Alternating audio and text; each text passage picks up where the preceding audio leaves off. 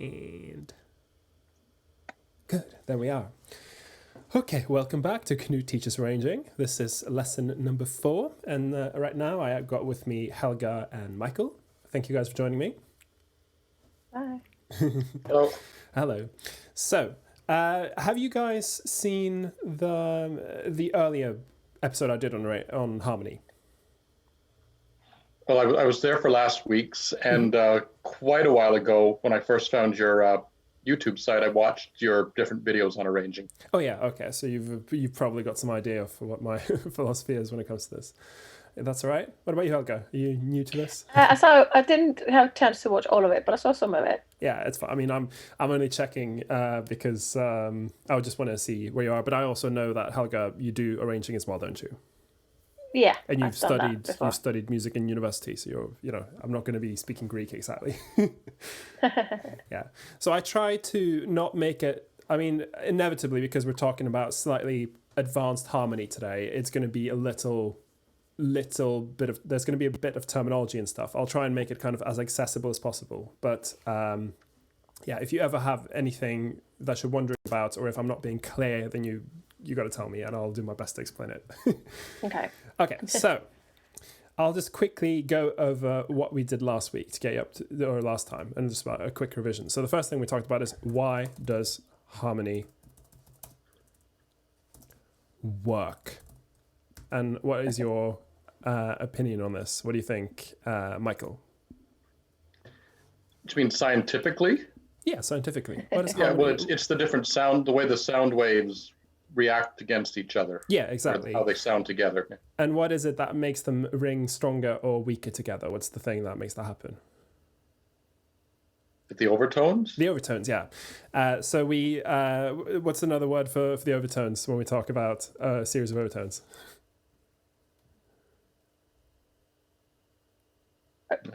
I didn't study in English, so I don't know any of these words. That's fine. This is just terminology. It's fine, but it all has to do with overtones or the harmonic series. Oh, yeah. And the harmonic series is just a series of different overtones that any sound will have. And some intelligent people way back in the past figured out that you could actually put a lot of pitches together according to the harmonic series, and they would ring together quite strongly. And that's kind of what makes harmony work, is the fact that every sound consists of more than one frequency. And when you put certain of them together, they ring together very strongly. Have we got another person joining us? Hang on, I'm just going to let them in. Joining. Okay, I'll just continue. Hi, Rose, how are you? Good. Hi. You? I'm all right, how are you? We're just doing a little bit of revision before we get into the meat of today's episode. So we just mentioned that what makes harmony work, in quotation marks, is the harmonic series.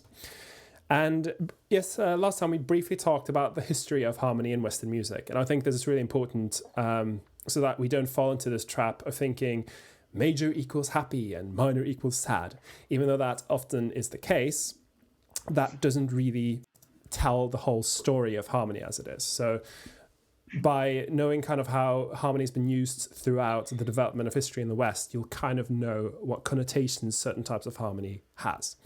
That's kind of more like an overall knowledge thing, and we're not going to worry too much about it today.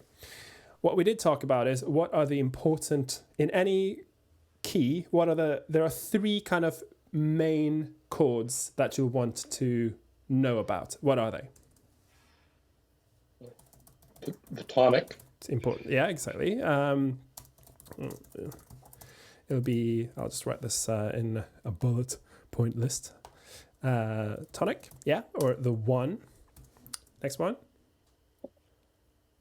Dominant? Dominant, very good. That's number 5. And there's one more, which goes between these two. The 4? The 4, yeah, exactly. That's called the subdominant. Sub means under. So it's just the one that's under the dominant. Simply enough. These are the 3 main chords that you'll be working with. However, of course, we don't just use the 1, 4, and the 5. A lot of music just uses the 1, 4, and the 5.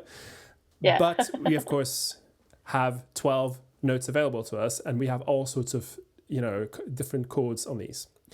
But I think it's important to always think of these three before you go one step further, because you'll find a lot of the other chords are related to these chords in various different ways. So when we talk about harmony, we have kind of a scale of very dense harmony towards very sparse harmony. What is a harmony called if we have just three notes in it? Chords? Yeah, they're called chords, but very specifically, what's a chord that has three different notes? What's it called? I'm not sure. Triad. Yeah, triad. Chords with three notes are called triads, as in. I'm going to learn so much terminology. Yeah, in I mean, it's. I'm only going over this now because it's stuff that kind of. It's not too tricky, but it's really annoying if someone keeps saying words that maybe people don't understand and they don't explain it. So I'll just explain it right away. Chords with three notes, they're triads, and it's just because they're composed of three. Triads are kind of the cornerstone of harmony in a lot of classical music, in a lot of pop music. They're kind of what we base most of it on. Of course, we can have chords with fewer than three notes, and we can have with more, but triads tend to be the most most consistent amount of notes that we use. So when we're finding all the different triads available to us in a key, so we've if we say we're working in the key of C major, we can stack thirds on top of each other to harmonize a scale. And we talked about this briefly in the last episode. I'll just show you, this is for later. I'll show you quickly what we did so that you'll have some idea of what we're looking at. So we've got diatonic chords. That's the one I want. There we go. Can you all see that? Mm-hmm. Yeah. Mm-hmm. So if you're stacking thirds, starting on a C. Can you hear the piano? Mm-hmm. Yeah. That's the 1. That's the 2, 3, 4, 5, 6, 7, 1, and then you're at the octave. And those kind of give you the basic chords that are available to you in any key. And why would we want to do stuff in a key? What's the idea of using a key when you're doing music?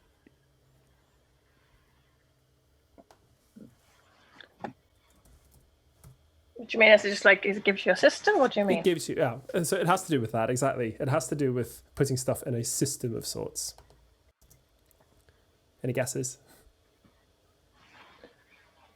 Well, our ear is used to hearing things in a particular key, so it sort of helps us and the listener to know what sounds right. Yeah, and you're hitting the nail on the head here, Michael. It's what we're used to.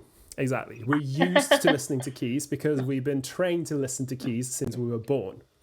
And the answer is always easier than we think. Yeah, the answer is always easier than you think. And I kind of, that's what I like about doing music theory, is that it can on paper look so complicated. And you can make it look really complicated if you want. But the fact is that a lot of technical music stuff can actually be explained quite simply. And when it comes to why do we use keys? Because we're used to them. Exactly that. We're used to hearing music in keys, so they sound correct to us. Does everyone in the whole world use the same sets of keys? No. No, absolutely not. So what places would use a different kind of key system than we do in the West? The Middle Eastern music. Middle Eastern music, yeah. So they use a different way of approaching a key. They will still use a scale, but they won't do it exactly the same we do. I think it's important to know that the tuning system we use for our keys in the West is not the end all be all, if you will, of keys. We use something called equal temperament. The West, we use equal temperament for our keys. And all you really need to know about that is it's a way of tuning instruments that makes it possible to have all 12 keys that we use sound roughly the same. This wasn't always the case. In the past, you would find that if you tuned your instrument to C major, if you then switch to say E flat major, then it would sound different. It might sound a bit out of tune compared to your C major. So this is just the way that we've over time decided to tune our instruments and our keys. And it's not the absolute fantastic best solution, but it's one that allows us to play in all the different keys and they sound roughly the same. Anyway, that's not super important, but I find that kind of stuff very interesting, so I thought I'd mention it. Okay, one more thing that we mentioned last time is the idea of open versus tight harmony. What does that sound like to you? Do you mean as in like the space between and the intervals that you're using? It could so be like whether the... Yeah, so it could have to do with intervals, but it does have something to do with what I talked about earlier, triads. Could have more or more or less notes and more or fewer, sorry. What do you think? How do you think that relates to open versus tight harmony?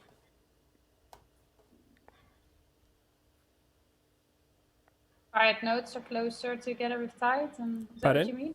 Sorry, Rose? Triad notes are closer to each other. Yeah. Okay, so it's not so much about whether they're close or they're far apart. It has more to do with how many notes are you using. Because if you're using few notes, say if you're just using an open fifth. Yeah. So it's in whether there's a third in or not, basically. It could have to do with a third, but it's even if you're using this compared to say that. This is what, I mean, it's quite dissonant as well, but this is what we would call tight harmony. Because you have a lot of overtones sticking together, whereas with this, there's fewer of them. And so it would be perceived as a more open, and I'm saying this in quotation marks, open type of harmony. Open harmony tends to sound very big, whereas tight harmony tends to sound a bit smaller. So if you're hearing a lot of crunchy harmony, it does sound a little bit smaller than, say, open harmony, which sounds massive. And that's just a way you can approach choosing how you want to. Do you want to use loads and loads of different notes, or do you want to keep it in unison and make it sound huge? Again, that's just one way of thinking about the chords you're using without thinking major happy and minor sad, to put it that way. Indicates how big the sound will be. Okay. Again, that's more of a should we say, a side note, but I think it's a nice thing to keep in mind when you're choosing harmony. Okay, so we kind of only looked up to Baroque harmony in the last episode. When roughly was the Baroque? Oh, it's all gone out of my head. When did it start? I'll give you a hint. It started around 1600. 1600 to about 1720. Yeah, so sort of mid 1700s is when we say that the Baroque ended. And then the question is, what happened to harmony after the Baroque ended? Because that's as far as we got. What do you think? What happened in harmony in the West? Got a bit cleaner in a way, as in it got more triads and got a bit more blend. Yeah, you could say. I mean, there was a tendency to then simplify. A lot of Baroque harmony is very dense and complex. Yeah, it can be quite complex. And then what happened was people got a bit tired of that, and they started tending towards more simple music that used mostly tonic, dominant, and subdominant, for instance. And in a sense, there wasn't really a whole lot of stuff happening. To illustrate this, I will play you a piece from the late 19th century. So we're talking late 1800s here. And if you're all sort of familiar with what Baroque music sounds like, you can then tell me how you think this sounds compared to that. I will note for anyone watching this on YouTube after it's been streamed, this bit will probably be muted, but I'll put any links in the description so you can listen to it. And I'll write down what the music is while we're listening. So here's the first one.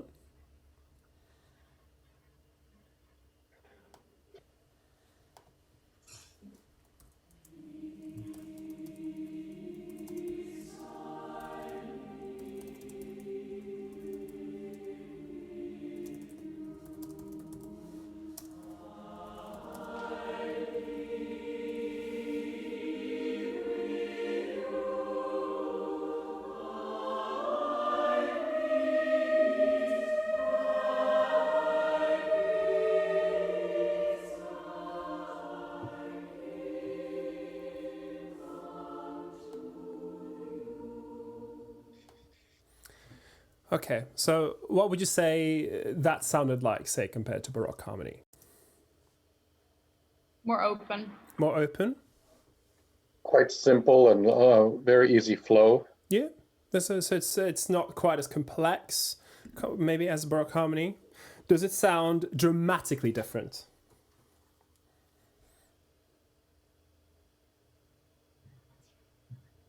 No. No, and that's what I'd say as well. You didn't really have a lot of huge movements when it came to harmony for the 200 years or 150 years kind of following the Baroque. That kind of became the standard for what harmony should sound like, according to to musicians in the West. So you don't really see a lot of developments. Now, around the early 1900s, music started developing very, very quickly and went off in all sorts of directions. Not necessarily harmonically, though. I will play you an example of American pop music from the early 1900s. And we can talk a little bit about what this sounds. This will not be choral music, by the way. And I'm sure you will all have heard the song. Mm-hmm.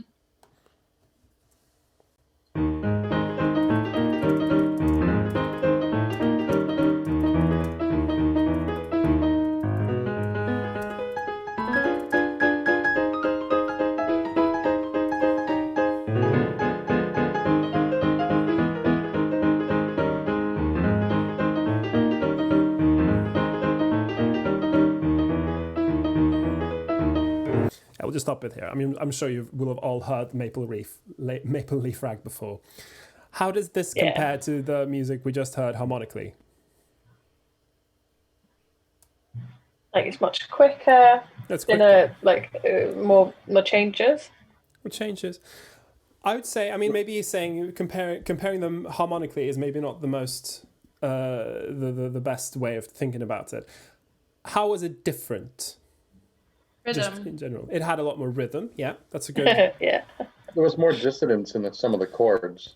There's maybe some slight bit more dissonance. Yeah, more rhythmic, more dissonance. Yeah, exactly. I mean, this was a bit tighter. It's tighter. Yeah, and then this goes back to the open versus tight harmony thing.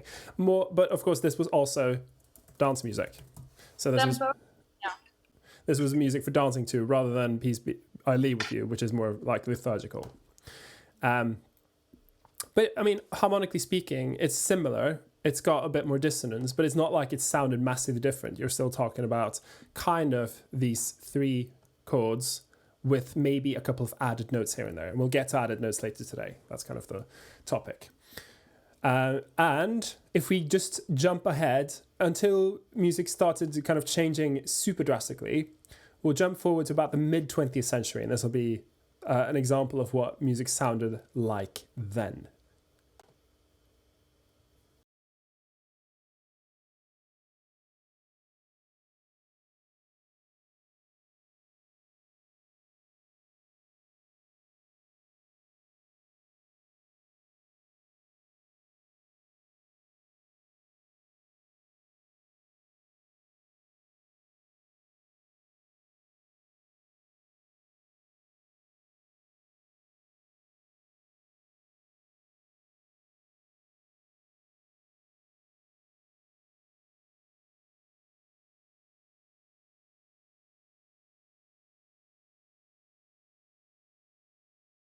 Stop it here. How would you compare this to, say, Maple Leaf Rag? Maybe more harmony. More harmony? Harmonic note, like extra notes. Yeah, there's a lot of extra notes. You could say there's more dissonance. Yeah. And what else? Well, it's rhythmically different, but that's sort of obvious between a rag. Yeah. I mean, but you could say, like that. There is more rhythmic elements, if you will. And is it not dance music? Yeah, it's dance music. It's dance music. Different. I mean, we're seeing kind of a pattern here, aren't we? So what happened kind of going into the mid-1900s was people were adding a lot more dissonant elements to their harmony to make it tighter, going back to our open versus tight thing. And they were playing around a lot more with rhythm. the first example I played you, would you say that it was very daring rhythmically? No. It was very much not daring rhythmically. It was very simple on the beat in the rhythm department. So you saw that people weren't maybe, not necessarily going away from functional harmony as such, but they were adding a lot of extra notes. Now, it's maybe a bit counterproductive to then talk about harmony going forward from there, because I can tell you that it didn't really change that much. You had rock and roll music coming in around this time, and rock and roll music was largely our three main chords again. And you would kind of have fluctuations in the use of harmony. I think when you get to the big band music is maybe the last time that really tight dissonant harmony was a thing in popular music. That has kind of been coming and going a bit ever since. However, the harmony that people used wasn't always functional. What did I mean when I said functional harmony? I'm not sure. It didn't always stay within the key. Well, it may not have so much to do with what is kind of the hallmark of something that uses functional harmony. What, leading notes or stuff? It has, like that? yeah, exactly. It uses leading notes to create and release tension. Tension. Yeah, and create and release tension is the bread and butter of harmony. It's you're creating tension, and for a lot of the time, it comes down to this: the idea of a dominant going to a tonic, building that harmony with a dissonance, and then releasing it. And all of these tracks I played you, Amy Beach, Scott Joplin, and Duke Ellington, they all do this pretty much. Some of them are using more extra notes than others. Some of them are using more rhythmic elements. Some of it is dance music. But they all use the concept of using leading notes to create and release tension. But that's not always the case in music. You could also have non-functional harmony. Which, an obvious answer, what would that be? I don't know, like a drone or something? I don't know. It could be, but compared to our functional harmony, how is non-functional harmony different? Non-functional. Non-functional, exactly. You could take. It does not use leading notes to create and release tension, is what I'm getting at here. Does Okay. it? Oh, I don't mean to be caps locking all of it. That's leading notes Doesn't. in the same way as functional harmony. To illustrate this, I will play you an example. This is, I'll write down what it is and you can make up your mind.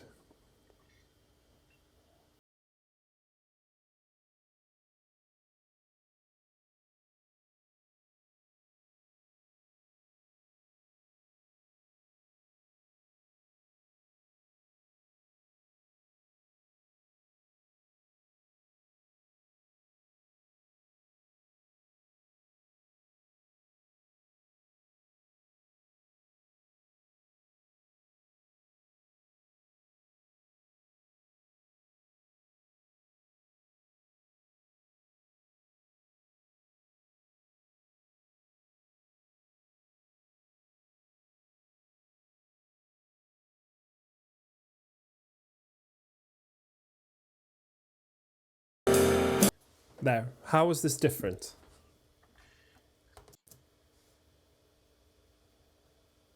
I was going to that? mention that music when you talked about the non-functional, but I just wasn't sure.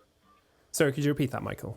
I was going to, when you were talking about non-functional, I was going to suggest jazz music, but I wasn't sure if that's what you were getting at or not. Some jazz music is functional, some jazz music is not functional. So the one we just listened to, in the harmony that is, Maiden Voyage, is a jazz tune that doesn't use functional harmony. Satin Doll by Duke Ellington does. And how can you hear this in the music? Because the harmony is quite static, it's not leading you exactly. anywhere, basically. Static harmony is what we're getting at. Usually you'll be resting maybe on one chord. In the case of this one, it'll be this one.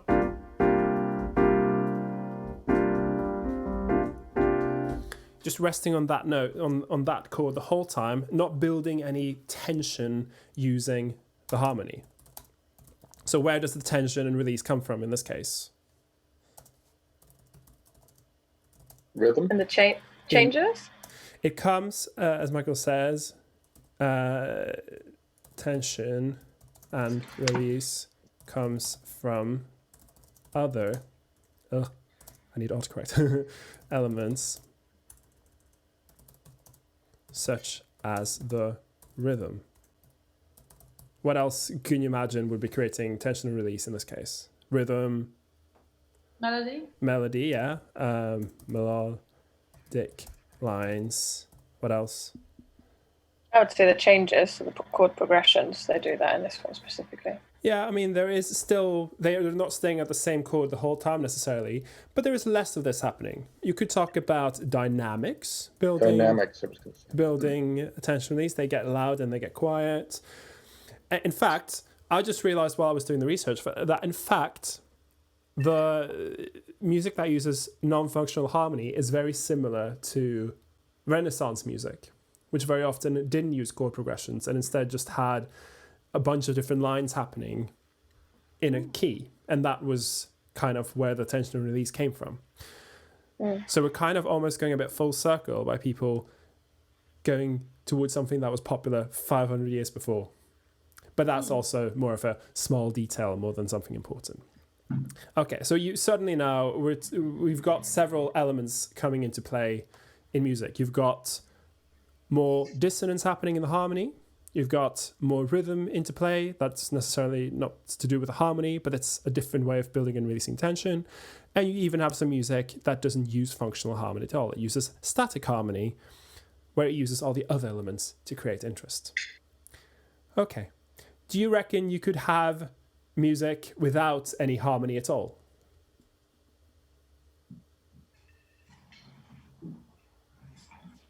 It depends on what you mean by harmony. Well, yeah, it could be if it's just a unison line. I guess technically there's no harmony, but there would be harmony possibly between the notes within the melody. There could definitely be some harmony. I'll play you some examples. It's actually something that happens a lot in pop music these days. A lot of pop music doesn't really use a whole lot of harmony. So I'll play you 2 examples. And they're not from this year, but they're from a couple of years ago.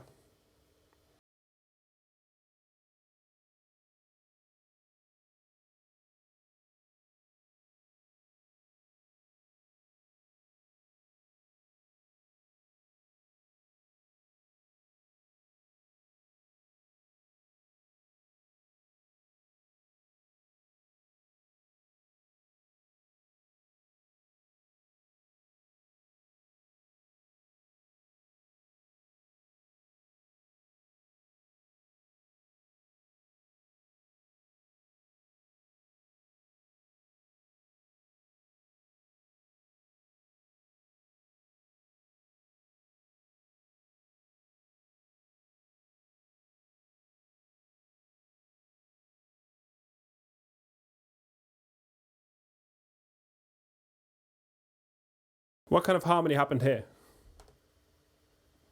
Yeah, just bass notes. It just had one bass note and one chord the whole way, exactly. Does that mean that the music's boring necessarily? No. No, it's a great song. Yeah, it's great, isn't it? Because they're using a lot of other elements. So a lot of the tension release will come from, say, production.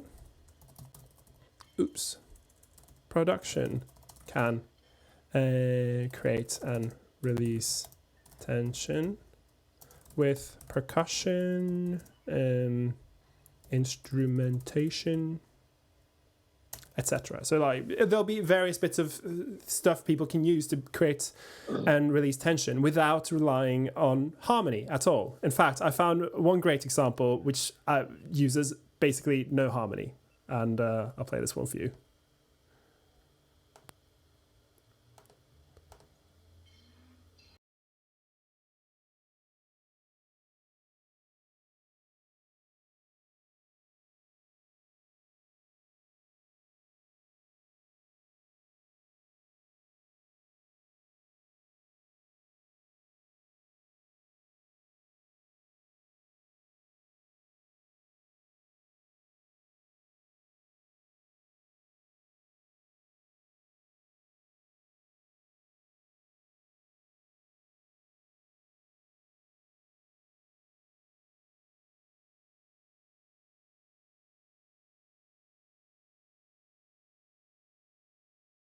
kind of harmony is happening here? Well, almost none. There was a tiny little bit Yeah. on a few of the backing echoes, but that was it. Yeah. Exactly. There's like almost like incidentally, there's a little bit of harmony here, but the overarching harmony is none. There is basically a line, a lead line, and some rhythmic elements and some sound effects. It's a very, very strange thing. But I literally never thought about how little is done to establish the key in that song, and it still works. But that's, I mean, it's. I was listening to it, and this came out 10 years ago, and I was thinking, wow, this actually sounds quite fresh still. And if you listen to a lot of music in the charts right now, they will have, not necessarily exactly like this, but like it'll be this thing where there's like so little harmony. It's very, very interesting how this happens. And, it's almost like plain chant. It's a melody line and then no other melodic or harmonic elements. Of course not completely. But again, it's like we're going full circle and we're going back when harmony wasn't a thing. I just find it really fascinating.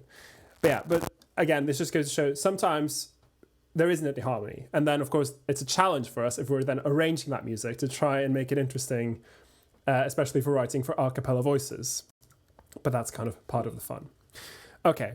We're not... I think with that type of song, too, it sort of brings up the whole topic of if it's a good song as like a well-written song, or if it's a really great production of a song. Because I heard somebody once say that you can really tell if a song is good if you can slow it right down, and then you have a good melody and a strong lyric. Where some of these, I don't know if they'd hold up melodically, but production-wise, they're fantastic. Yeah, so and it's, you could say that about all music. Arranging is, in a way, production, just like very old-fashioned production, if you will. So if you take, big orchestra pieces, for instance, you could do the same and then look at, okay, does this work without having 50 strings and... it's an interesting, and it's a really good thing to think about. We talked about it when I was studying songwriting as well, is are you able to take away your production and the song still works? It's a good thing to think about. But again, I'm not going to linger too much on the music that doesn't use a lot of harmony, because that's not the topic of today's episode. We're talking about using advanced harmony. But I thought I'd mention it because I'm a very big fan of unison octaves, and apparently so is pop music at the moment. Okay, but let's move on to something else. So let's talk about voicing. What is voicing? Which order you put the notes? Yeah, the order you put the notes. Specifically, it's what we would call a vertical order. So it's all the way down from the bass note and everything else above it. Some voicings could subjectively work better than others. And when I say that is, I personally think that this voicing works better than that voicing. Some people might disagree with me, but I would prefer this voicing. What is it that makes a voicing sound stronger or weaker, you think? Oh. Sorry, what did you say? What does it make sound? So why would I think that this voicing sounds stronger than that voicing?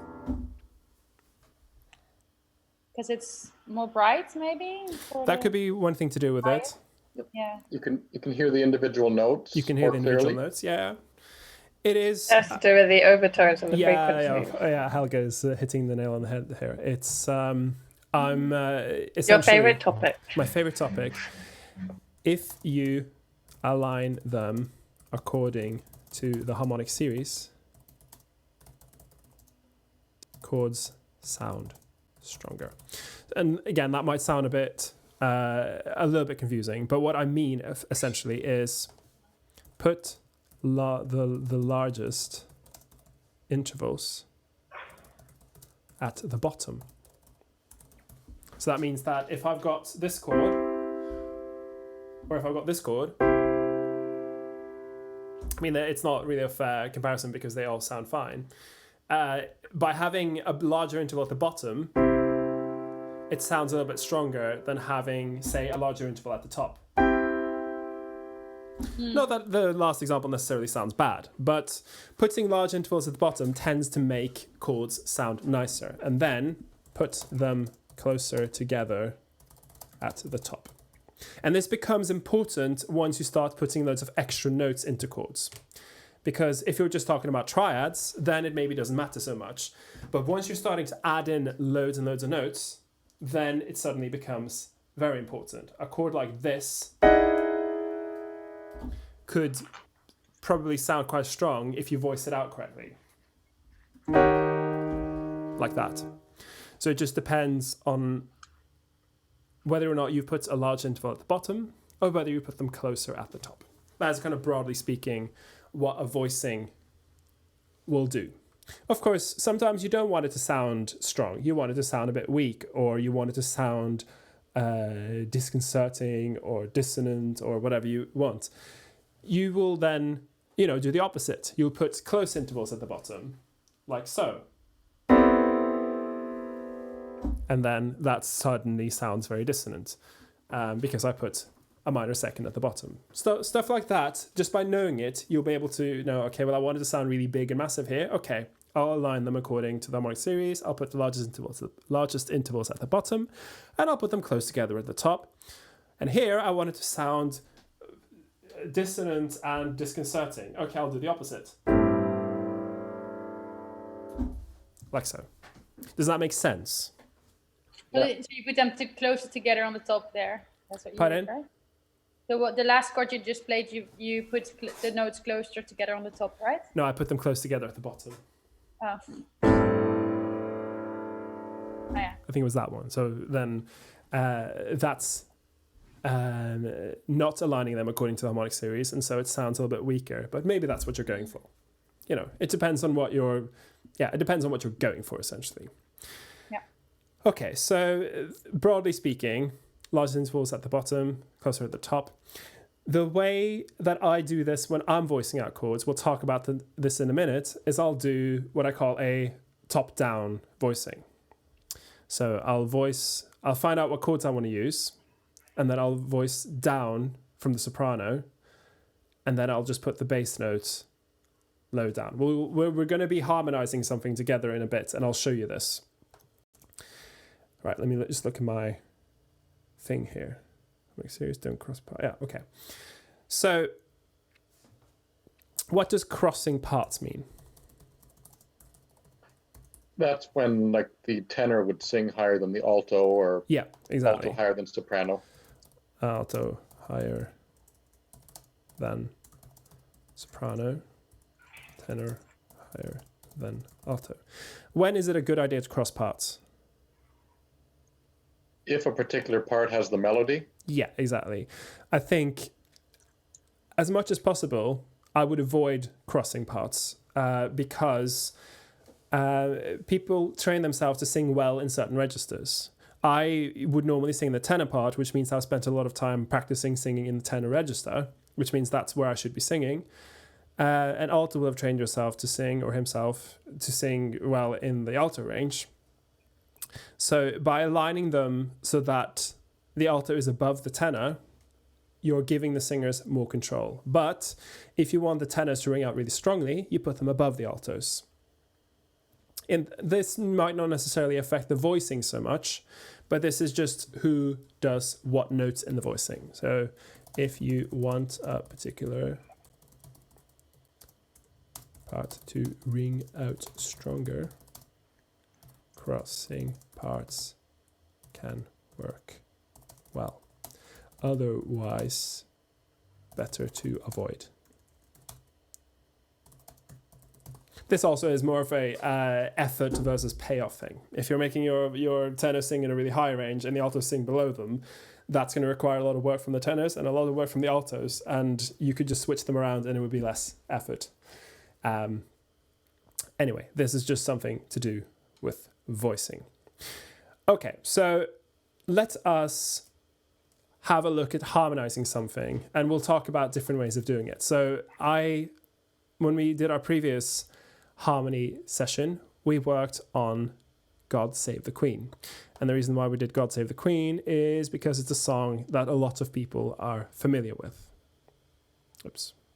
I've already opened it. Okay, doesn't matter. So we already did a bit of work on this last time. We can just listen quickly to what we did. And this is an example of a top-down arrangement where the soprano has the melody, and I've just voiced down from the sopranos, filling in the chord that we decided on, and then I put the bass down so that they're in a low range. We can just listen to what we did, and we're going to make this more interesting in a bit.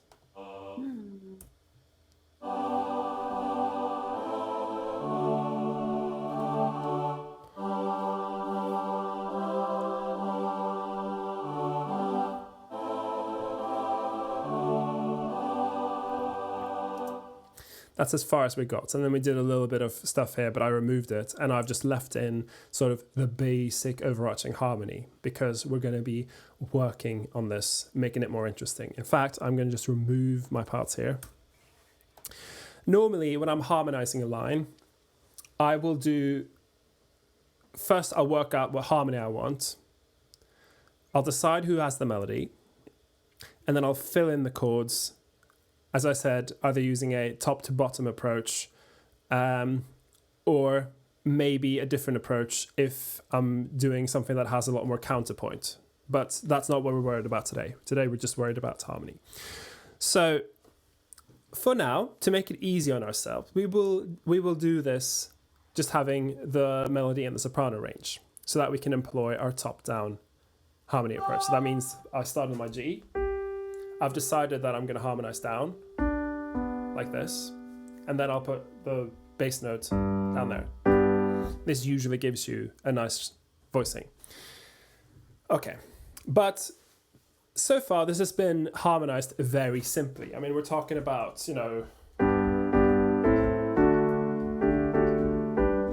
sounds fine, but is it interesting? No. No, it's not. I mean, it works. Can't argue with that. It does work. Nice. But we could make it more interesting. And that's when we're talking about reharmonization. Are you guys familiar with reharmonization? I know what it is. I've certainly never specifically looked at something to reharmonize. Okay. So how would you describe reharmonization? Just generally. Taking a melody and figuring out how you would like to harmonize it. Sorry, Helga, what did you say? Yeah, it's like you want to take the melody and reharmonize it. That just means that you want to put the harmony or chords to it that you want rather than what's already there. Yeah, I mean, sometimes there aren't any chords there at all, and you've already had to. So it's reharmonization is a very, very broad category. You could just say that all it is taking something and changing the harmony. And that could be that you're making it simpler. That could be that you're making it more complex. Normally, you'd be making it more complex when people talk about reharmonization, because reharmonization is often used as an educational tool.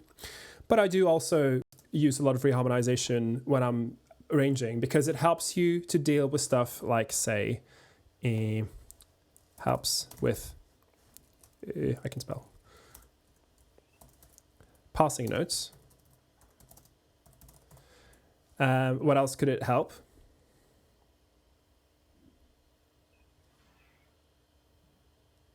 Any suggestions? I'm not sure. No? No. You could just simply... what do you mean? What does it help with? Help. What does it do, generally? Why would I want to reharmonize? Change the feel of the song? Pardon? Change the feel of the song? You can change the feel. Yeah, you can. So harmony, certain types of harmony belongs to is not the right word. Certain types of harmony is more common in certain types of music. So you could change the harmony to make it sound like something else. For instance, with God Save the Queen, we could make it sound like a jazz standard by using harmony. Can. You could also just make it more interesting. Can change the character, you could call it. Yeah. Character or style. So you could make, and this is very popular with jazz musicians because jazz harmony lends itself well to reharmonization, and and it's a fun intellectual exercise as well. But also, it could be that you find the harmony is boring. You don't enjoy it. You want to make it more interesting. So you can simply say, can make the music more interesting. And I mean, that's all well and good, but how do we do it? How do I take my, how do I make that interesting? Well, there are certain tools you have at your disposal that can make reharmonization a breeze. Very simple. And we will look at them now. The first one is the circle of fifths. And it's this scary thing that people talk about and people have to learn and you have to draw it out. And but in fact, if there's one thing in music that you get into the habit of writing out and thinking about and remembering, that's going to help you for so many things, it's the circle of fifths. So, first of all, who can tell me what the circle of fifths is? Well, it's one of those things that is always seemed to be way more complicated than it needs to be. I said whenever I watch videos about the circle of fifths, my head explodes after about 10 minutes. So. Yeah, I mean, I come from a point of kind of knowing it quite well, so I wouldn't know how other people describe it. But it should, in theory, not be a particularly complex thing to look at. It should, the circle of fifths should make perfect sense. Well, it shows how one key is linked to the next, is it not? Yeah, it does. So people often use the circle of fifths as a quick way of remembering how many sharps and flats different keys have. Is often used to remember how many sharps and flats in a key. So it has that function. The function that we use it for reharmonization is shows which note is dominant to which. That's not a very good way of describing it. Shows the dominant of every note. And we'll get to why this is important in a bit. I'm going to get a circle of fifths out, and I looked around. Pardon? What do you mean dominant of every note? Okay, so yeah, I know maybe it doesn't make so much sense when I just say it like that. So I'm going to get one up and I'll explain it. And I deliberately chose a super simple circle of fifths that doesn't have, like usually you find them and they have so much information and you don't actually need all that information. Oh yeah, because this only has the notes on it. And this is perfect for what we're about to do. So if you're going counterclockwise around the circle of fifths, you're always going to be playing the dominant of the next key you're going to. In fact, what's going on here? So this, by the way, this is wrong. This should be B flat. So this is wrong. But sorry, I didn't check this before. I think it's probably a German one, like there's a B and an H. Yeah, but like, it also that's has how B, I studied. But it also has B here. So the person who made this made a mistake. I'm sorry. I should have checked this Very before. much Anyway, this is B flat, guys. Ignore that. Okay. So let's say I start at the top. I start at 12 o'clock. C. If I go to the next one counterclockwise, then I will have dominant of that one. Now I'm now at F. If I just keep going around here, you'll see that they all naturally lead to each other.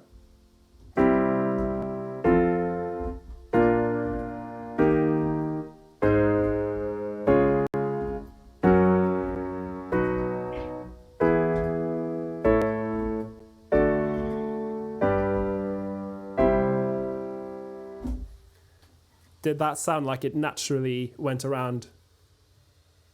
Right. So each chord has the dominant of the previous chord? Is that how it works? Each chord here functioned as the dominant of the next one. And this is the idea of a functional harmony. None of the chords I played, strictly speaking, were a dominant. But C, functionally, is the dominant of F, which means... The dominant note, yeah. Yeah, so what it sounds like it naturally leads to F without that sounding weird. That doesn't sound weird, does it? No. No. Maybe it sounds totally weird. Maybe I'm completely wrong and I have this completely wrong. But to me, that sounds like a natural change. Likewise, that sounds natural. Sounds fine. It's fine. You can just keep going around. Again, this goes back to the thing I talked about earlier, which was that in the West, we use a tuning system called equal temperament, because in fact, not all tuning systems allow for this to happen. So literally, the way we tune our instruments is accommodating this motion around the circle of fifths. That's exactly what it was designed to do, to allow us this continuous motion around a series of dominants that then leads back to where it started. Does this all make sense so far? Yeah. Yeah? Tell me if it doesn't, because this is a little bit complex. So, how do we then use this knowledge for our harmonization? Well, let's go to our music here. Let's look at our first phrase. I already did this in the previous session, and I'll explain to you why we did so. God Save the Queen starts on the 1 chord. Just starts on a G. And then, so this is something you can use when you're harmonizing a choral like this is, or you can use it when you're arranging a pop song. It doesn't really matter. You can use the same approach regardless of the music. The overarching harmony of the first bar is G. And then we decided that the overarching harmony of the next bar should be D. Doesn't have to be, but that's what we chose. And the reason why we chose that is because the F sharp in the second bar doesn't naturally sit on top of a G triad. It does as an extension, but we decided we wanted to change it here. So then the question is, can we do something in the first bar to approach this D chord? Do you guys have any suggestions? Dominants? We can use a series of dominants, exactly. And what's great is, if you're using this approach, you can start on a super unstable chord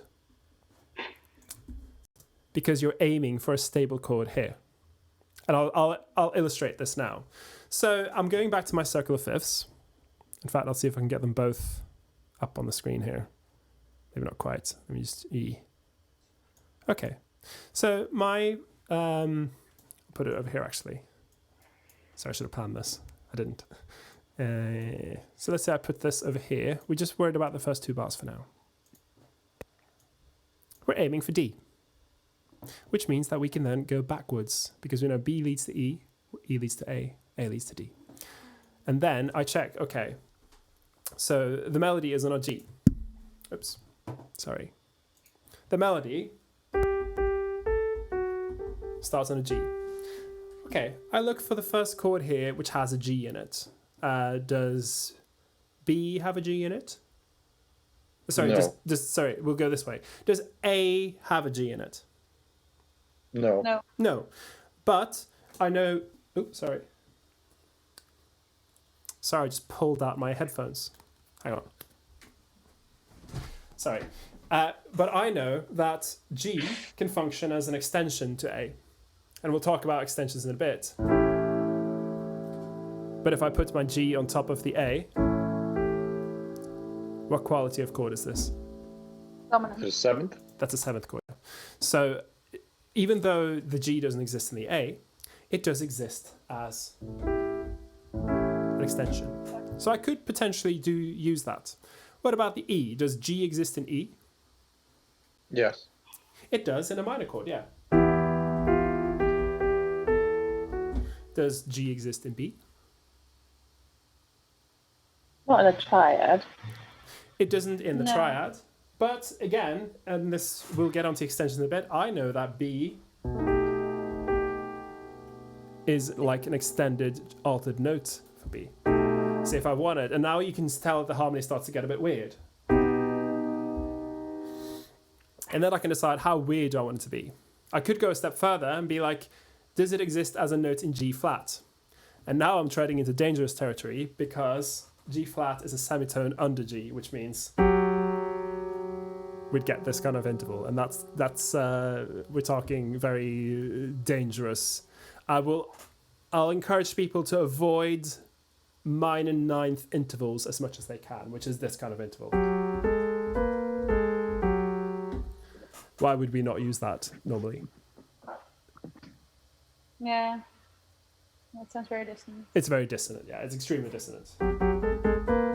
Minor ninth intervals always tend to sound a bit rubbish, except in very specific circumstances. So I know that, okay, maybe going all the way to G flat is a bit too much. But I could, if I'm creating really dense, weird harmony, go all the way back to B. Let me show you how I might then do this. I'd go B, and then E, and then A, and B. So then we've gone from to. Does that sound okay? Yeah. Yeah. It sounds okay. It doesn't sound wrong. All I've done is I've gone backwards here, found a note far away, and just going around, approaching that D. I could potentially go further, but I think maybe that's spicy enough. And then I write that in. So in this case, oops, I was aiming for that D, and I added some sort of B chord here, some sort of E minor chord here, and an A chord here, D. Suddenly, I've reharmonized it. I've changed up the chord progression from what it was to make it more interesting. But in order to do this, I ended up using some extensions. And so let's get back to our paper here. Extensions. And this is kind of the bread and butter of extended harmony. Extensions. What are they? When you go beyond the triad? When you go beyond the triad. So any note that is beyond the triad. And normally when you're picking extensions, the safest option is to pick a note that's in the same key. So they'd be what we call diatonic. They're in the same key. So if I'm on my G chord, then that will usually be a fine extension because it's in the key. That could be a fine extension because it's in the key. That could be a fine extension, it's in the key. And that, and that. Sometimes you'll want to go outside of those. What I did in preparation for this was I just wrote out a sheet with the most common ones. I'll just show it to you and play it for you. Hang on. Common added harmony notes. There, and we'll get this up on the big. There, can you see that? Yeah. Can you all see that? Okay, so now this is, as I said at the top, not an exhaustive list. But if you're not used to working with extensions and you just want somewhere to start, then these are, in my experience, the ones that sound fine. Let's go through them and just quickly listen to what they sound like. These are all in the key of C, either major or minor. So we just have our C. That's the first one. In fact, I'll zoom in so you can see it very clearly. Cool. We have our C triad. Very safe. We could add in the ninth. Why is it called the ninth? That was my question. Why is it not the 2? Exactly. It's a very good question. Usually, when we're talking about extensions, we will refer to them using the number they are beyond the octave for some reason. This is just... Is it just because if you always stack them up in 3s, but Yeah. you can just choose to put it down, so it's still Yeah, exactly. like it's functional 9. But Functionally, it's that, or that, but you've put the ninth down an octave. But again, it's just terminology. You could say add to. It doesn't really matter. What you're effectively doing is you're adding in the step between the 1 and the 3. That sounds fine. This is a very common chord in pop music. Very commonly used. You could add in the 6th step. What kind of music uses a lot of sixth chords, if you know? Jazz? Jazz, yeah. So a lot of jazz, especially old jazz. I'm talking like 20s jazz music. And musicals from that era, 20s, 30s, they used sixth chords. It's, as a general rule, any harmony note that is removed from the chord notes by a tone will sound fine. What do I mean by that? So if you have any extension that doesn't clash, or clash not that doesn't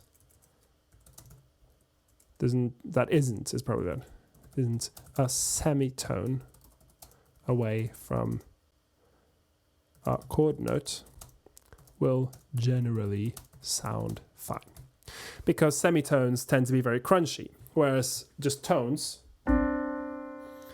usually sound fine. This is more of a daring sound that's like kind of crunchy but not really, which is why an added ninth does not sound very crunchy, whereas if I were to say flatten that ninth, that would certainly sound a bit like horror music. Or I could sharpen it and that would sound like horror music again, because there's semitones removed from a chord tone. Does that make sense? Let's go back to our list here. So you'll see that all of these on the triad are just a whole tone removed from any of the chord notes. The ninth or second is a tone away from the C and a tone away from the E. The sixth is a tone away from the G. 6, 9. Again, it's just it's not clashing with any of the harmony by semitones, so it should sound fine. Okay. It doesn't matter that the D and E flat are a semitone? Pardon? It doesn't matter that the D and the E flat are just a semitone? Oh yeah, we'll get on to that now. So from minor chords, yeah, and here, that added second does sound a little bit more crunchy. And but minor chords, just by the nature that a minor chord doesn't really exist in the harmonic series. In a lot of languages, minor chords are called soft chords because they don't resonate quite as strongly as major chords. And I think our ears kind of are more receptive to dissonant notes in minor keys because it's already removed from the harmonic series. And again, this is not something I've got scientific proof for, so you shouldn't, but I think that's maybe why an added ninth on a minor chord doesn't really sound that nasty. It sounds fine. That sounds fine. Yeah. And the sixth, this would be the natural sixth in this case. Again, it's just a tone removed from the G, so it sounds fine. Again, this is more of a jazz type of chord. If I were to do, say, the sixth that exists naturally in a minor key, you'd have that, which again has that semitone quality, which means it's more stingy. You could use that if it works for you. And then you can add in both of them and you get this sound. Again, it sounds very, very jazzy. But all I'm doing is putting in harmony notes that aren't too clashy. But anyway, that's easy. That's just, stuff you had to try it. Let's talk about seventh chords, because this is where it gets really interesting. So a major seventh chord. A very typical jazz. And now we get to this thing that Helga talked about, which is stacking thirds. So you're just going up. So 1, and the third above, and the third above, and the third above. And then third above here, you get the major ninth.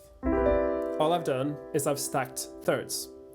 None of these notes, apart from the C and the B, are semitones removed. But that's why we consider seventh chords separate, because they do have that semitone clash between the C and the B. And why does this sound fine to us, you think? Why does this chord sound fine even though it has a minor second clash?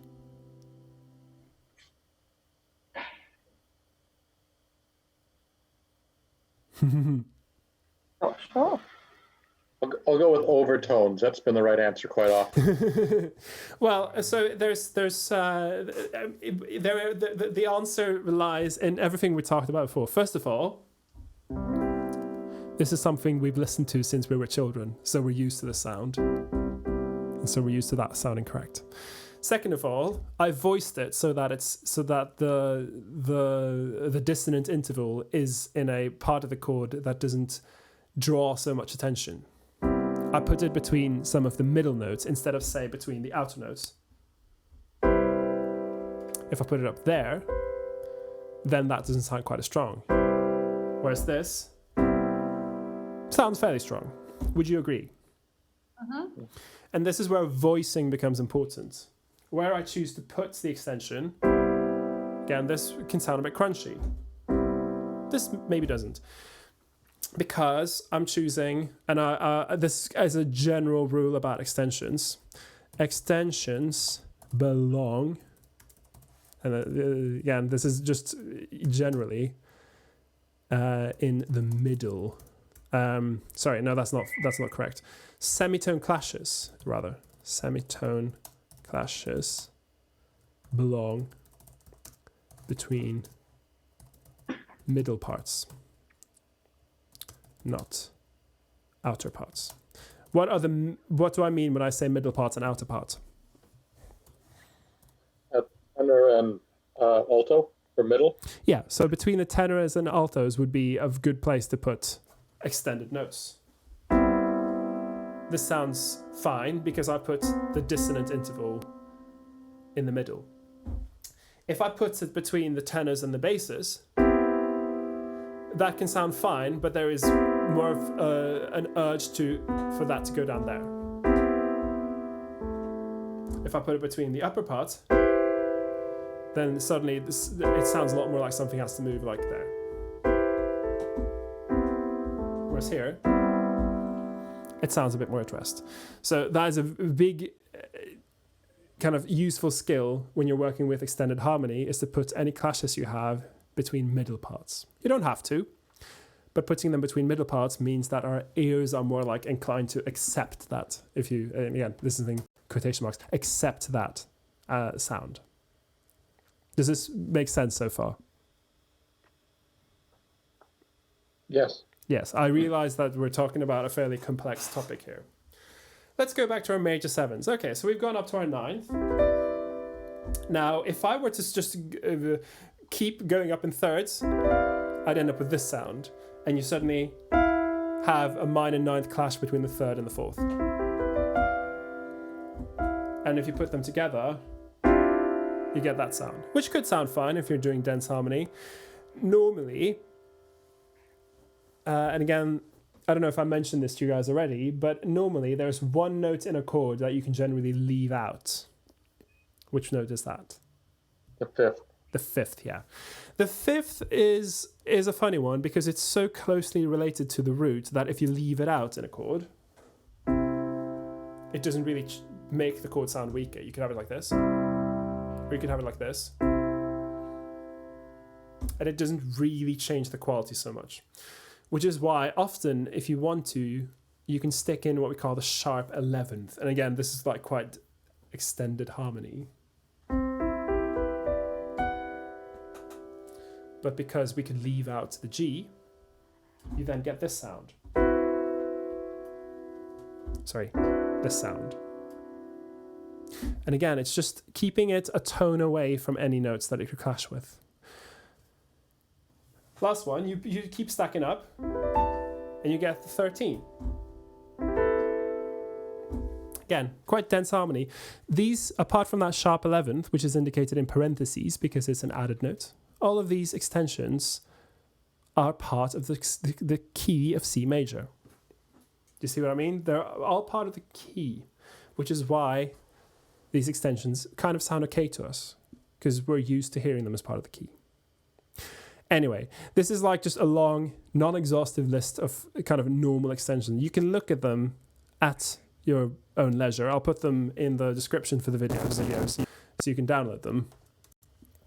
But yeah, the takeaway is, as long as they're not semitones removed, they will generally sound fine. If you have semitone clashes, put them between middle parts, not outer parts, and they should sound fine.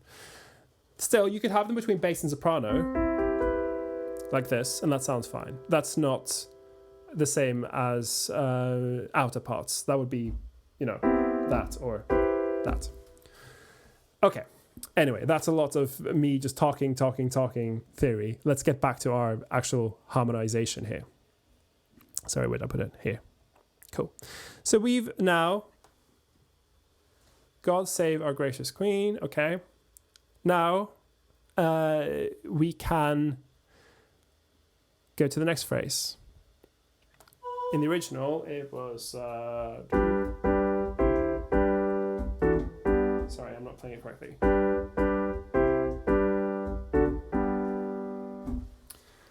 Okay, let's make this more interesting, shall we? So let's pick a chord that we're aiming towards. Are we aiming towards that B? Are we aiming towards that G? What do you think?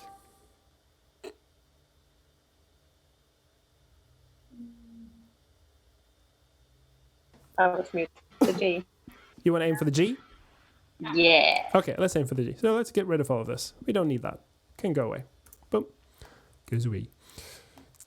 Okay, and then again, we just go back to our circle of fifths. Okay, so we're going towards this chord. And we're trying to make it more interesting. So let me just put this a little bit to the side. Over here. Okay, so we're aiming for G. Okay. D, A, E, B. Okay, so we look at what we have here. So we start on a B. Well, I mean, that's perfect. If we just go all the way back to B.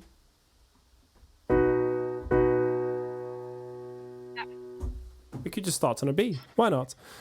In fact, let's work backwards from the G. I find usually it's easier to get this to work if you're going from the end and working backwards. So let's look here. Oh.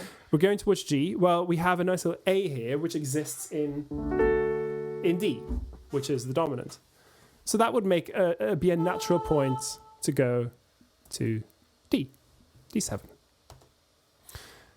That B, okay, so before the D, what comes before the D in the circle? A, exactly. Now, the harmony note here is B, but B is fine. Yeah, it's a completely acceptable... It's a completely acceptable extension to A. Because it's a tone removed from A, which means it's not going to clash. Okay, we'll write that in. A minor. We could even put in a seventh on that chord to make it sound more crunchy. Okay.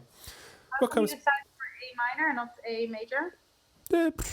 Doesn't matter. I could make it A major. Why not? It's again.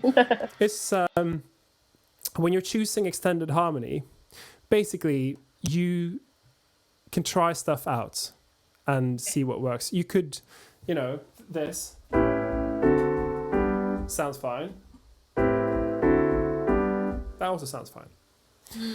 We could even put in some more extended notes, but let's complete our basic harmony. Now here comes a note that's maybe a little trickier. That's C. Now if we look back to our circle of fifths, E. Does C exist in E?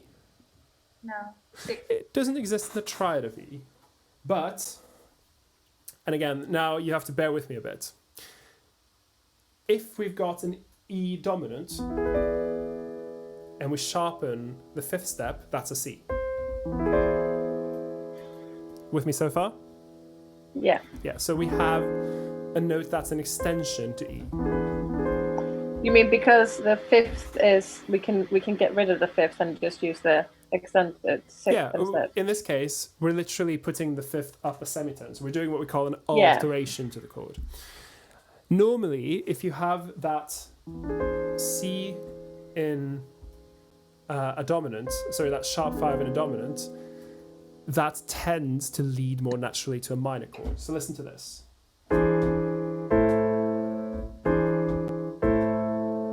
Because that C exists in A minor. Do you see what I mean? Kind of? It's fine if this is this is a little out there, but it's fine. Okay, we could have it go to major. Sorry, that's fine, but that is also a bigger change. Whereas this is a bit more of a softer change, if you will. So let's say, in this case, why don't we just make that a minor so that they kind of lead very smoothly to each other? We make that an E with a sharp 5. That being the C. Okay. Let's go back in our beautiful circle. Okay, so next we have B. Okay, well, the harmony note here is B. So should that fit?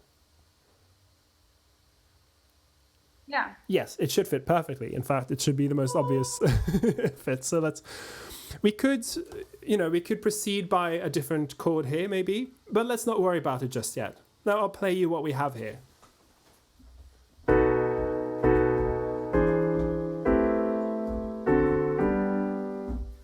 Does that sound okay? Yeah. Yeah. It's quite like, I mean, we are going on a bit of a trip here, but that sounds fun.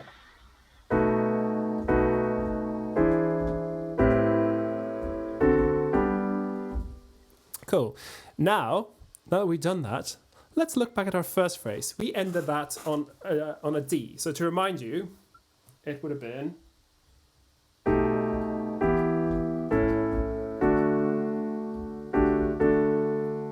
And then we're going here.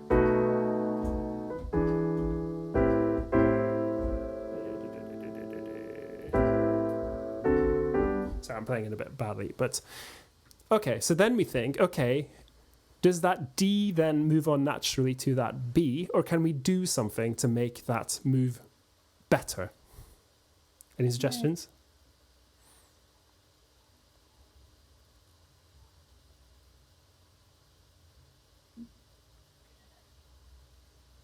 We could go to the F. We could go to F. It's a bit of to get into the dominant. Okay, so in this case, let's go back to our circle of fifths. You're not too far off here. So F would be all the way over here. So that's literally on the opposite side of the circle from Oh, yeah, sorry. B. But we F do sharp have is F sharp over here. Or G flat is it written? Still, But F still sharp. functioning in H and B. yeah. Okay, but let's see if we can, and this will be kind of jumping a little bit around, but let's see if we can put some sort of F sharp chord here. F sharp minor is a chord that has that A. Yeah, so let me just play that. I'll have to look while I'm doing it.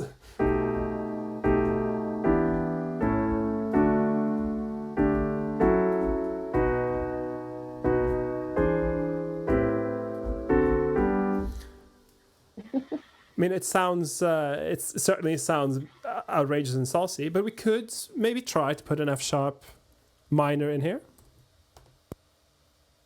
Why not?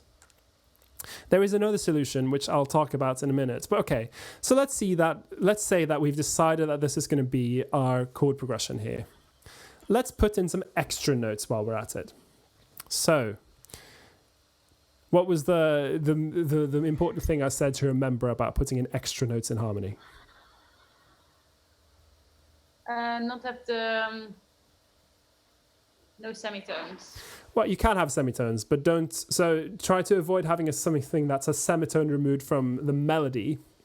And if you're having any semitones, put them between middle parts.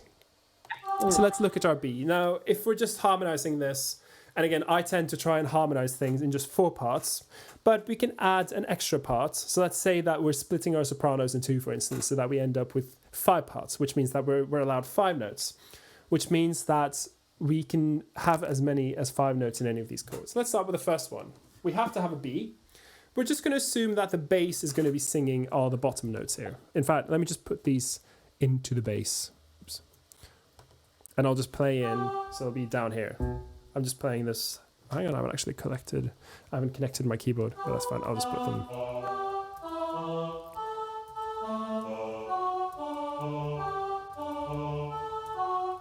Sorry about the funny sounds. Essentially, I'm just putting in the bass line.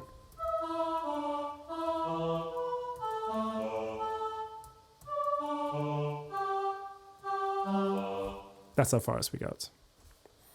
Okay. Oops. Okay, get rid of this. Okay, so now we put in the bass and we have our melody, and we have, so tenor, alto, and 1 more soprano part. So we have 4 more notes we could stick in. Ooh, someone else is joining us. Let's see who's coming. Oh. Hello, who's this person who's joined us? Do you want to say hello? We're connecting. Say hi when you can. Who's this? That's fine. Okay, so we are now gonna pick our voicing and our extra notes. So we have this.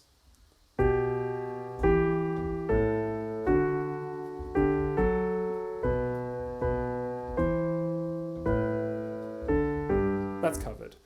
Let's put in, so what's an obvious note we need to have in our harmony? Third. The third, yeah. So we do need to have our third. So then I will maybe, let's first harmonize it quite simply. I'll just put in the third and the fifth and maybe the root, whatever works, from the top down. So for the first chord, that will be, and I'll plug in my keyboard so I can actually use it, because it's going to be a lot more easier to illustrate. Hang on. So I've got my keyboard over here. This is the problem when you're operating with 2 USB ports on your computer. I just have to make sure that it recognizes my input device, but that's easy to do. Input devices. Boop. Okay. So before I put in any extensions, I'm just going to do my root, third, fifth, and change. If the fifth has been changed, then I'll change it. So in this case, on the B, I'll have to change it. That'll be the chord I have. So it'll be, and then for the next one, it'll be G, E, B, A, E, C sharp, F sharp, D, A. And here, that's a G, so that's not part of the D chord, but the G would be the fourth here. So what note do we replace with the fourth? The fifth? We can do, but more commonly, you would, if you have the fourth in a chord, you would replace the third. So it'd be this. Oh, the third, yeah. I'm thinking of a sus chord. Yeah, so it'll be a sus chord, exactly. Okay, F sharp minor, right, so that's A, and then F sharp, and then C sharp, okay. And then this just goes from me knowing what the chords are composed of. Okay, and then I keep doing this. Now I chose to make this a dominant chord. Let's worry about that later. Let's just fill in the triad first. Triads, just filling them in from the bottom. Here we have to sharpen the fifth, so it's C, G sharp, E, boom. Here we have an extension. So this extension, the B, which is the ninth, that will usually replace the root. So you'll replace one of the close notes, and I'd want to keep the third. So that'll be B, E, and C. Okay, D, and G. Okay, now I've got 4 parts. So I'll use this thing that I showed last time, the arrange function, which is like doing an intelligent copy and paste. So I'll just cut this out, mark up the parts, and I'll do, so that's Command-Shift-V on a Mac, like so, boom. And that writes it out for me very quickly. Now, because I've just done a top to bottom arrangement, I have not paid attention to, say, the voice leading, which is something I'll definitely have to do at some point. But let's not worry about it just yet, because we want to put in an extension. We want to make our harmony more crunchy. So for our B, let's see, we can put in, so we have, this is the voicing we have. We could put in a 7. So any of these notes, any of these chords, technically, we can put a 7 on, and that's the way you make it sound like jazz. Does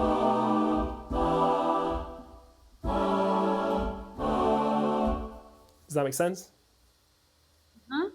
Yeah. If you can fit in a 7th, then that's a normal type of sound for jazz. Now, whether we make that a dominant 7th or a major 7th is another thing. We could make it...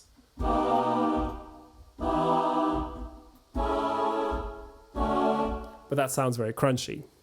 So I'm just choosing to make this maybe a dominant, which means I need an A in here somewhere. Okay. So I mean, the most natural place to put the A would be maybe down here. And in that case, I'd have to realign these and put my extension in my second soprano part. Like so. Okay, so that means I get this chord to start with.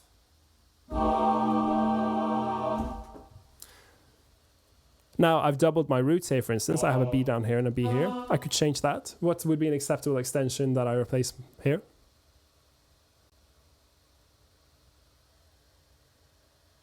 Suggestion?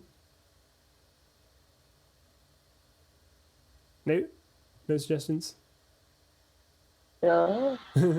Okay, so normally if you have the root, that's an invitation to put in the ninth. So that'll be this one.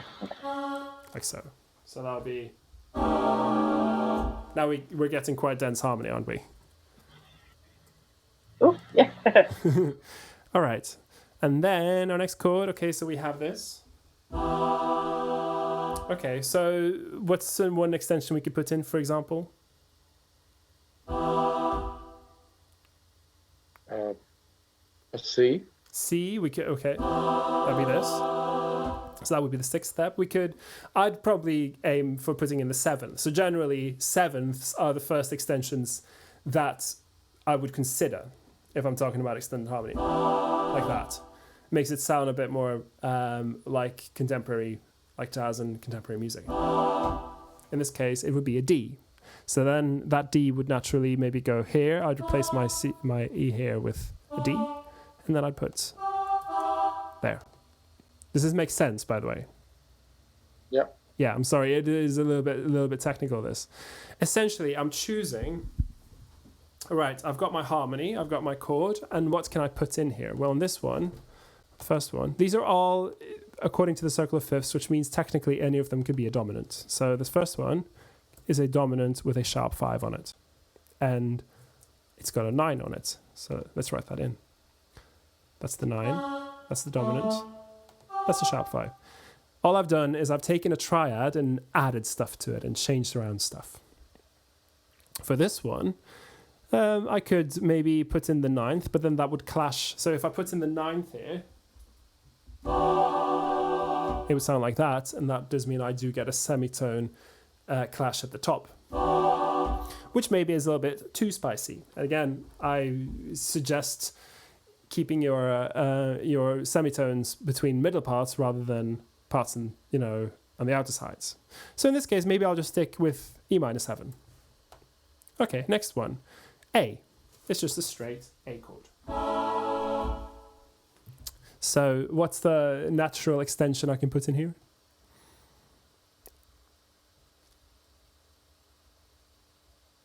G, the 7th. G, yeah, exactly. You can put in the 7th, exactly. Put that next to the sopranos, like this, for instance. Get a nice little tone clash at the top. That's always quite cool. Could we change any? So we have the 5th here. That's quite removed from anything. Could that be changed to a more interesting note? Do a 4th if you want. You could put it as a 4th. And we've got the 3rd down here. We could put it as a sharp 4th maybe, so that we get this tone difference between them. And we're getting quite dense harmony. We could even put it as a 13 or a sharp 5. Or we could just have it as another 5th. It's up to us. I sometimes think that sharp 11s are a little bit spicy, so I generally want to just keep them as 5s. That's up to you. Let's listen to this.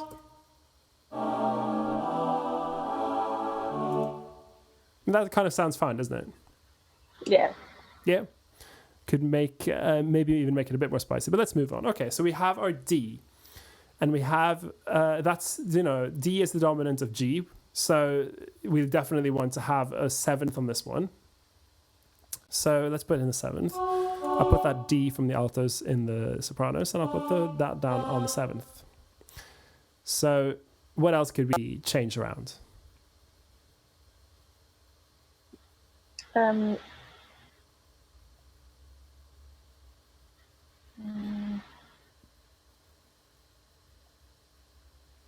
mean, you can change the...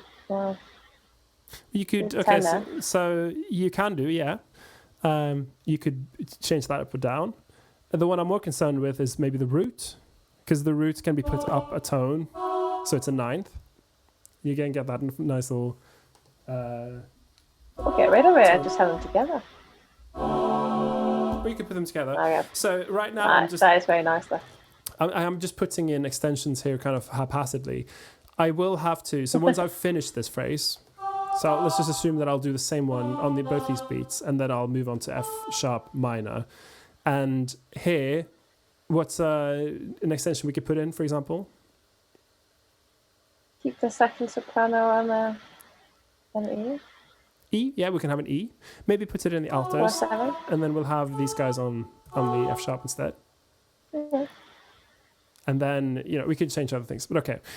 Now, I've done this without thinking too much about voice leading. Now, this is something I will also have to think about. For instance, this line is a little bit awkward, I think. So I can probably make that easier. Now, the first bit, that's easy. But it would perhaps, be worth putting keeping them on that E and then putting the G in another part. Maybe having the altos do that F sharp and then the tenors can do the G. Like this. Again, I'm not going to go on about the voice leading here, but essentially after you've decided on your chord, decide, have I just kind of chosen this voicing arbitrarily? Or can I put the notes in a different order to make the voice leading better? Because you can get away with really, really outrageous harmony when you're working with voices. Like it's amazing just how crunchy you can make the harmony when you're working with voices and get away with it, as long as the voice leading works. You see what I mean? Yeah, as long as they can read it. Yeah, exactly. As long as they can read it and it's not too tricky. Okay, let's just listen to what we've got.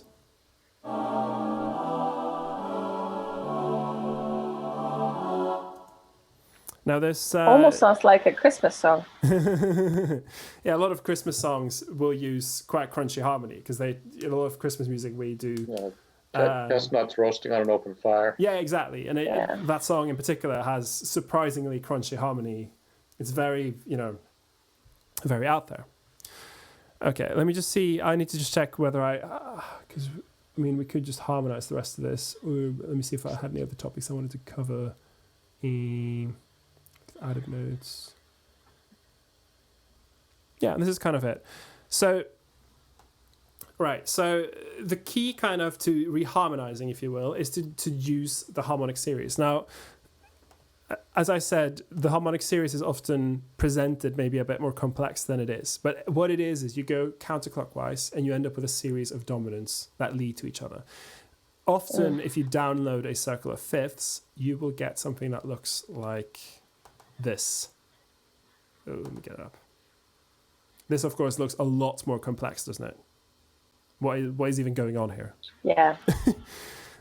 Because, as I said, it does have several uses. One thing is it's showing you just the dominance, but also it shows you how many flats and sharps in the key, which it's really useful for. And then on this one, they've also chosen to show you the minor keys on the inside, along with the number of. It's useful for that, but I'd say that just knowing what notes naturally lead to the next is a good start if you're looking at the circle of fifths, just because it shows you, if you want to get to F, what's an easy chord to use to get to F?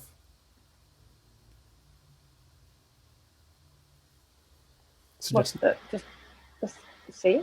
C, exactly. Yeah, it's the. Sorry, I'm lagging a little bit. Yeah, it's fine. It's over the internet, so stuff is likely to lag just a little bit.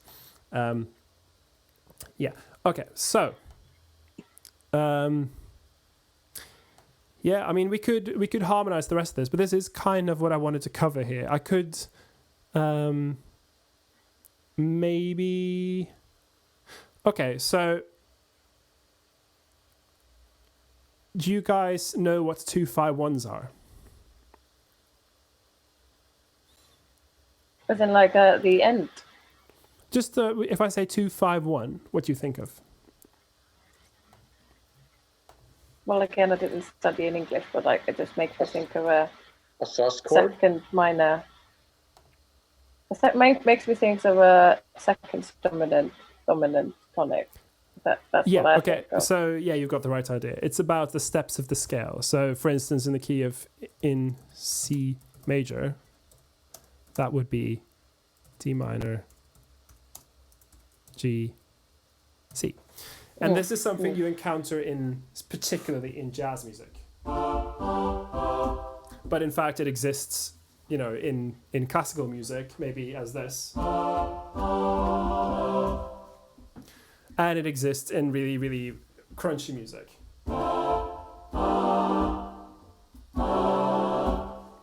But it's still basically the same chord progression. The reason why a 2-5-1 is interesting is because you can put them in anywhere to get around. So if I wanted to move around to different keys, if I were in the key of C and I wanted to get to the key of, say, A major, then I could do a 2-5-1 in the key of A major to get there. So I'm on my C. Okay, so I'm on my C and I want to go to A major. Okay, I'll do a 2-5-1 in A major.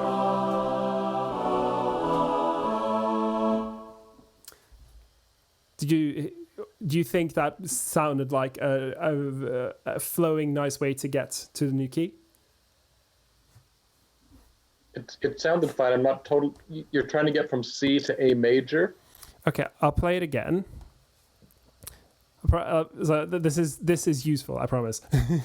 Let me just get rid of it is. Just get rid of the choir here because I don't think the choir samples are helping you. So let's get the piano back. Okay, so let's say that I'm in the key of C major. This is C major. Now I want to go to A major. So I do the same chord movement, but in a different key.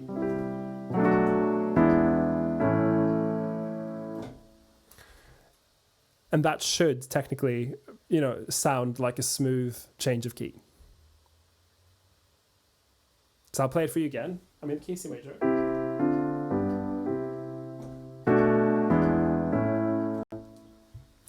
Did that sound like it was working? It sounds fine. I'm just not totally sure on, like you said, to get from C to A, all you did was play it in A. Yeah. So I'm not sure how you transitioned to A. I will explain it, Michael. First of all, we have to establish that it sounds fine because there's no point learning it if it doesn't sound fine. So let's say, 2-5-1 sounds fine. Right. So the reason why 2-5-1s are useful because they help you decide stuff like, should I make if I'm going through my circle of fifths, this one, should I make this G minor, major, dominant? Should I make this A minor, major, dominant? It can be really hard to say.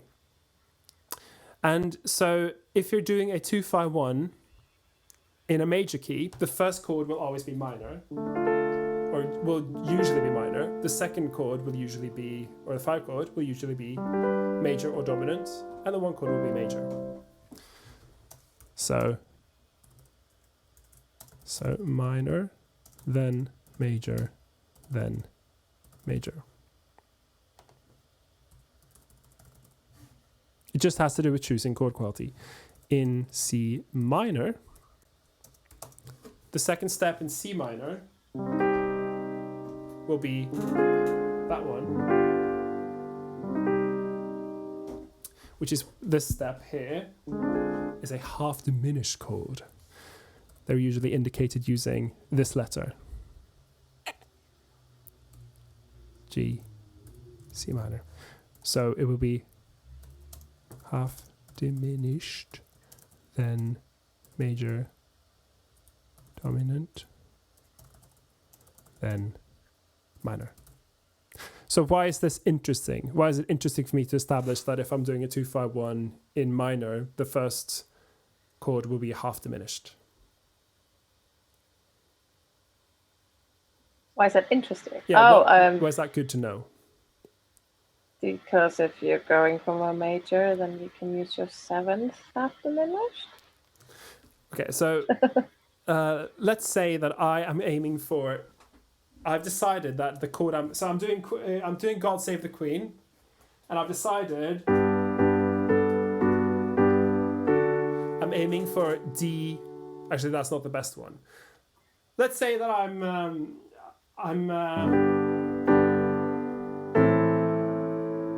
aiming for this chord. This is a minor chord. This is the A minor.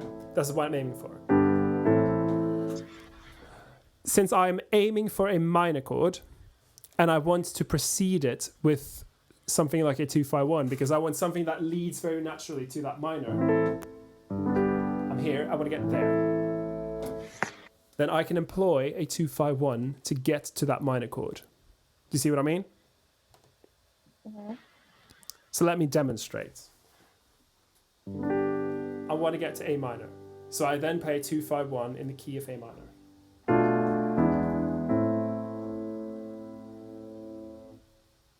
And this is kind of a little bit complex, but it is essentially me just thinking, okay, I'm aiming for A minor. It's a minor chord, which means I then look at that A, I do the second step, which if I'm harmonizing in thirds would be a half diminished chord. And then I do my 5, which is the chord preceding A in the circle of fifths, that one. Sorry, E, yeah, there. And then I do A. If you write that out with the starting chord, just so it's easy to see. Yeah, okay. I'll just write it here. So I'm starting on G major. If I want to go to A minor, I can use a 2-5-1 in A minor to get there, meaning B half diminished, E diminished, E dominant, and A minor. Okay. So basically you go G, B half diminished, E dominant, A minor. Yeah, exactly. But the key takeaway here is I was at A. I was on G. G was where I started. I decided that the goal, the place I was going to, was A minor. In order to get there, to create a smooth harmonic journey towards A minor, I decided to do what we call a 2-5-1, which is I took, in the key of A minor, I took the second step, which is a half diminished chord, and I took the fifth step, which is the dominant, and then A. You don't have to understand everything about it, but the takeaway is that whenever you're approaching any chord, doing a 2-5-1, so taking the second step and then the fifth step and then the step you want to get to, is a very smooth way of getting around. And this comes from jazz music, but you find it in classical music. And yeah, it's something you even find in quite a lot of pop music still. That is just a helpful tool, if you will. I think maybe I'll want to just give you guys a chance to ask a few questions now if you want to. Do you know if half diminished, is that a European or British term? I'm not familiar with that. I know occasionally we don't use the same terms. So half diminished is definitely used everywhere. So half diminished, if we go back to our I had this, where did I put it? Diatonic chords, yeah. In any major key, you have your major, so the quality of the chords will be major, minor, minor, major, major, minor, and then this one, diminished. Half diminished is the 4-note version where you've harmonized in thirds up. There. A completely diminished would be a stack of minor thirds the whole way. It sounds like this. That's a completely diminished chord. Half diminished. So like a diminished fifth and a diminished seventh, or a small seventh. Yeah, so you have your notes, and then you have a minor third, minor third, minor third. It's just a stack of minor thirds going all the way up. So in the example on the screen there, there's a B, D, F. Yeah. What note have you flattened? So I've continued adding stacking thirds on top in the key of C major, if you're at the B and you're stacking thirds, it's B, D, F, and then A natural, and you get this sound. No, what I mean for the half diminished, what note have you changed? You haven't changed any of them. You've added an A on the top here. Oh, okay. Yeah. So in the minor key, you would have the following chord qualities: minor, then diminished, then major, then minor, then minor, then major, then major, then minor.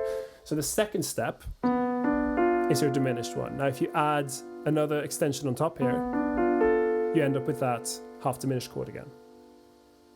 And if it's as you said, did you say full diminished or did you say diminished 7? Is that what it is when it's all minor third? So when people say half diminished, they should really say that it's a half diminished 7th chord. There's kind of, again, this is the problem with terminology, is sometimes I'll just use it and then forget that. That is not actually, but yeah, half diminished implies that there's a 7th. But the one where the 7th is a step down is called what in English? That one is just called a fully diminished or just the diminished chord.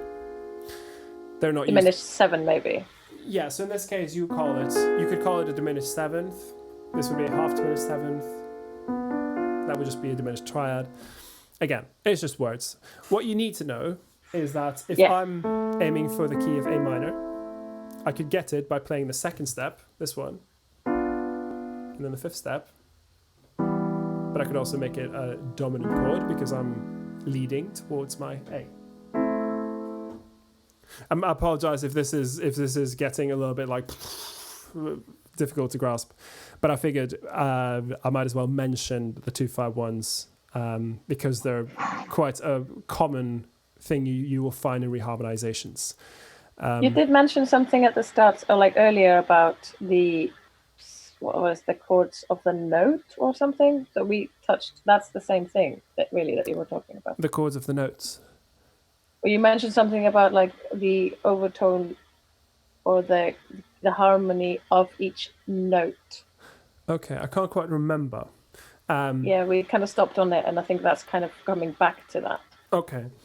Well, effectively, this goes back to if you have a scale, you can harmonize it in stacks of thirds. And by using those chords, they will all sound like they're in the same key. They will sound like they belong together. So this concept of a 2-5-1 is you're using two chords that exist in a key that kind of are strongly linked together because they follow each other in the circular fifths to move around. Anyway, I feel maybe this is a topic that I could look into in more detail at some point. But do you have any other questions?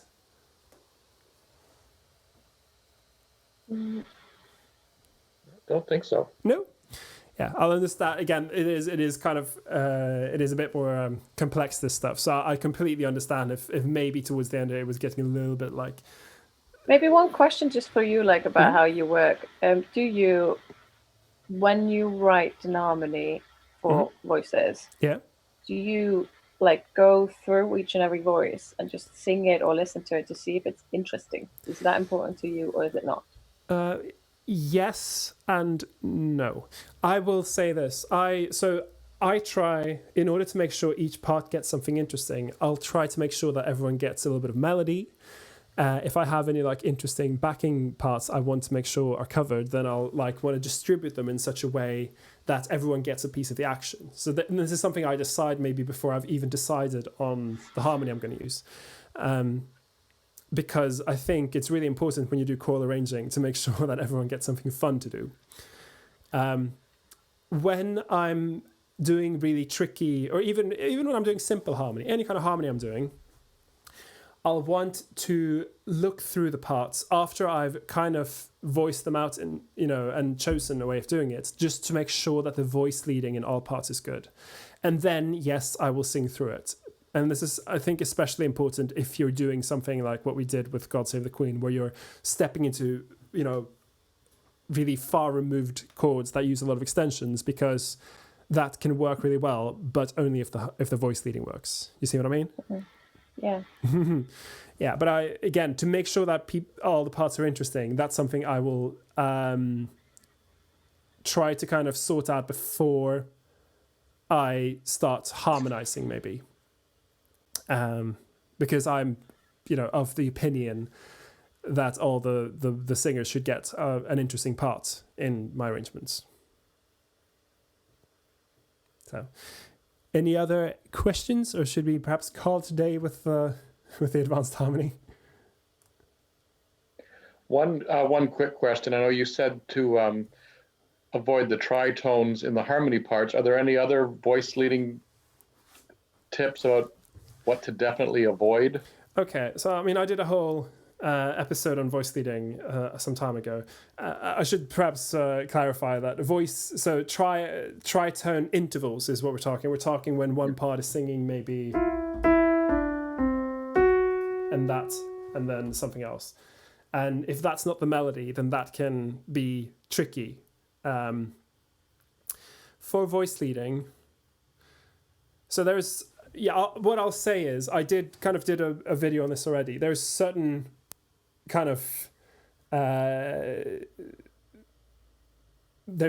rules to counterpoint that you can use to make sure that your voice leading is good. I think I would just recommend having a look at I'll post the video in the comments a bit later so you can see, because it's a bit of a different topic, but it's something that I have looked at. So would that be okay for you? Oh yeah.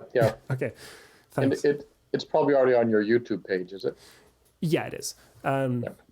It's something like how to make the music performable, because I found it's a very common problem that people maybe don't think about the voice leading, and then as a singer, you're standing there and you're stressing out, like, how do I sing this? Oh, no. And it tends to make, even with good singers, by moving around awkwardly, it makes people kind of overshoot or undershoot and stuff like that. So voice leading is definitely key. I would put voice in my order of priority when I'm just fine-tuning an arrangement. I'd put voice leading before stuff like, say, parallel moving fifths and doubling thirds, because it really is so important for singers who have to pitch relatively, rather than something like a piano where you just like, this is my C, this is my F sharp, this is the B flat, where you almost don't have to think about it. Okay. All right. I think I might call it here. If you have any requests for like other topics for me to cover, then please let me know. I've got a few videos planned for my channel, but I do quite like doing these little tutorials as well. So yeah, just let me know if you can think of anything, and thanks for joining me. Okay, thank you. Thank you. Goodbye, and I'll speak with you very soon. Bye. Bye.